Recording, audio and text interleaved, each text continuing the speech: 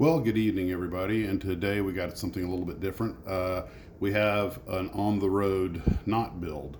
So I had started working on that V2 when I had my overnight at the house, got so far along, I swapped it out for this kit model of the Ryan XF2R Dark Shark. This is by MPM Models, it's 1/72nd scale. And since we were doing Cold War stuff, I thought, hey, I'll stay with the Cold War motif and get something that's sort of a Cold War test plane to build on the road. But I didn't really look at the kit. I just sort of grabbed it off the shelf, and I hadn't built an MPM kit. And it turns out it's really not a good kit for a road build, because all I brought, of course, was some of the very fine Tamiya glue, quick drying stuff. And I didn't bring any CA glue or white glue or anything like that, trying to keep it compact and small. Well, this has film parts, a vacuform canopy, and a lot of photo etch that I didn't anticipate. And I also don't have the OptiVisor, which I'm absolutely going to need for some of these fine parts. And I realized that the only thing I would do with this, if I tried to build it with the tools I have with me and the glue I have with me, is make a total pig's breakfast out of it.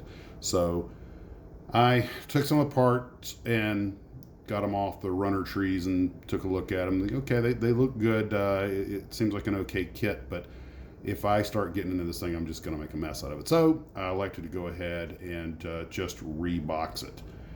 It's interesting subject matter. The XF2R Dark Shark, you guys are probably familiar with the Ryan Fireball that had both a piston, a radial engine, and a jet engine.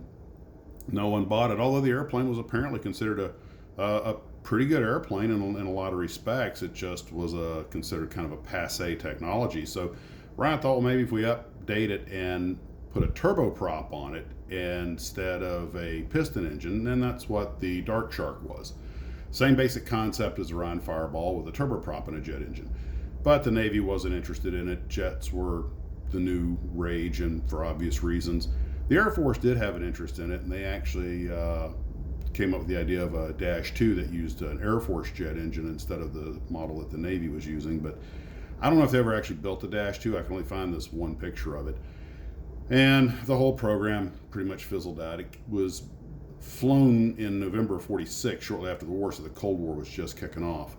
And the airplane was apparently pretty popular. I mean, they were like, hey, there's nothing wrong with what you've done here. The airplane flies good, it has excellent performance, but it just can't compete with the jets. And those were the incoming technology, and I guess no one saw a need for it, so it quietly went away.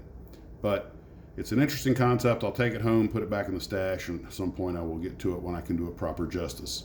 So I'd rather just put the kit away and not do a substandard job on it than try to force build it. And what I should have done, I thought the kit would be a lot more basic, being a 1/72nd scale single engine airplane. I didn't stop to think this is a more modern kit, and the more modern kits, even 1/72nd scale, are getting insanely detailed.